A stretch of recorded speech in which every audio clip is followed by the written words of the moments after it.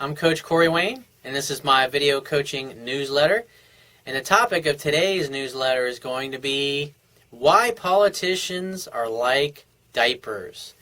Well, we're going to talk about the political system and some of the bullshit promises that politicians make to people in order to get votes. Because when I look at it, there's way too many people in our country that look at what our leaders or people in the media or people that are on TV, celebrities, they place too high of a value on these people's opinion, and they put their opinion, the opinion of others, above their own.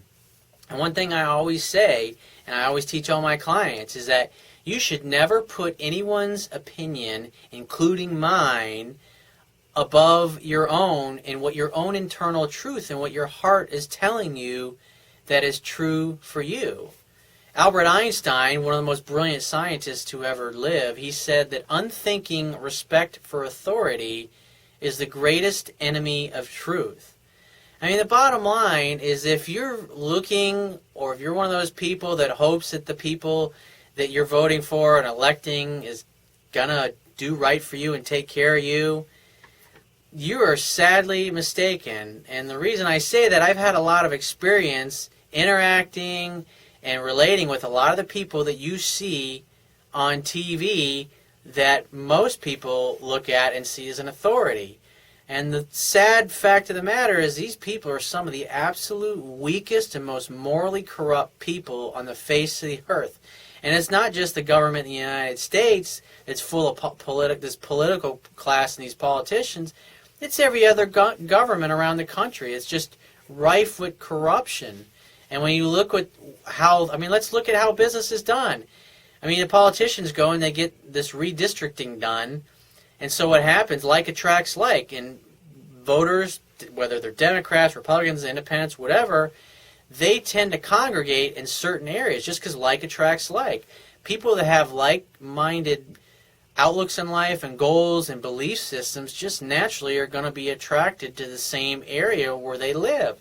And so with the politicians, they've realized this, and so they go and they just carve up their voting districts. Like, oh, if they're a Democrat, they say, okay, this little part of this district here is going to be part of the redistricting, and this, the Republican on the other side is going, well, this little part over here is going to be mine, and it's like they carve it up.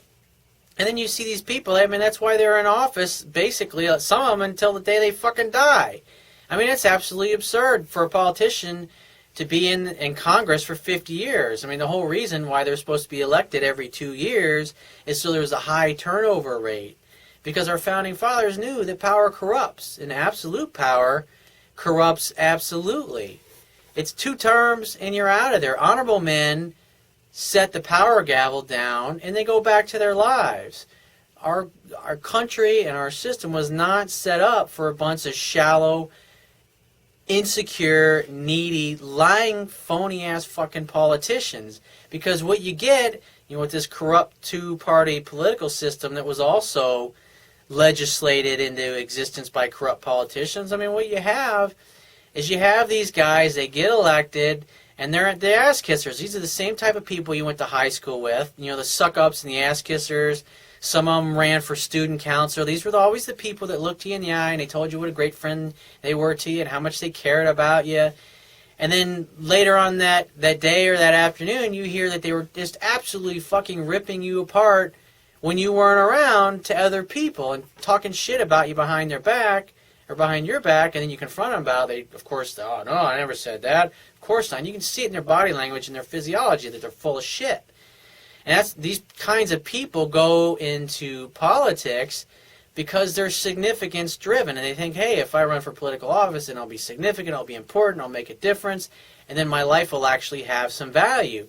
And then once they get there, their whole identity becomes focused on and associated with this particular office that they now hold. And when you look at the politicians, it's like once they get to D.C., they spend 80% of their time going to fucking fundraisers trying to get elected. So how much work do you really think they're doing for you and I? Not very fucking much.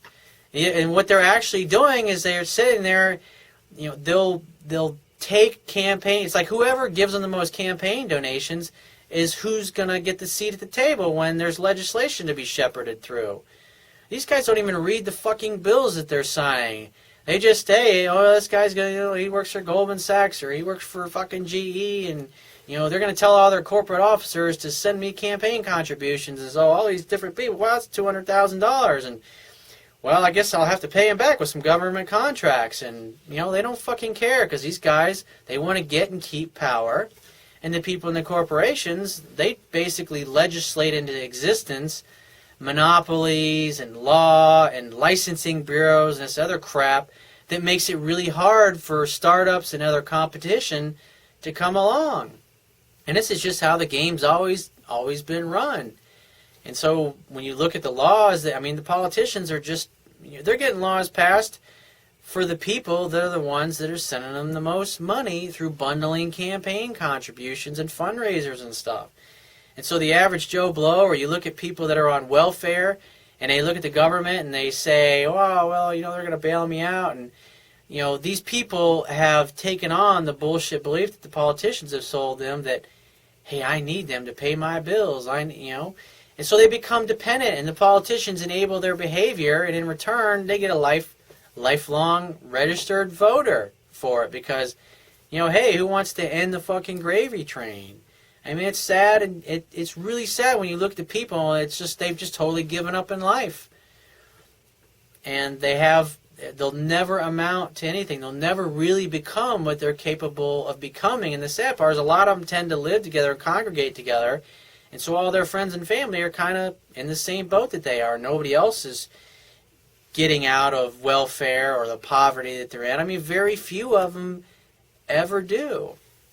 Because, again, like attracts like. And so, at the end of the day, you have to rely upon yourself. You can't count on government or politicians or the media or the leaders to do what they're supposed to do. You really have to take care of yourself because, like I deal with a lot of clients when they're trying to overcome challenges. I say, you got to participate in your own rescue.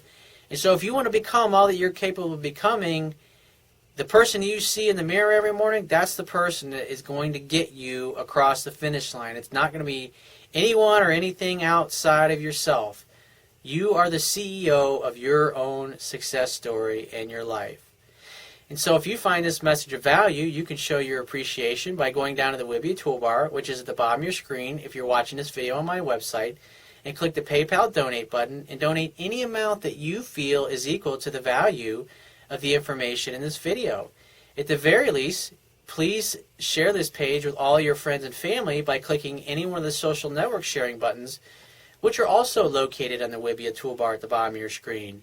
And if you have a question that you want to ask me, or there's a topic that you'd like me to cover in a future video newsletter, click the Contact Me tab on the left-hand side of your screen and send me 3 or 4 paragraphs detailing your situation. And just give me several days to get back to you because I get a lot of email from the internet. And I also get a lot of email from my paying phone coaching customers. And I obviously got to focus on them first, but be patient and I will get back with you. And if you would like to talk to me right away, you can book a paid phone coaching session with me personally by clicking the Products tab at the top of your screen and just follow the instructions. And I will talk to you soon.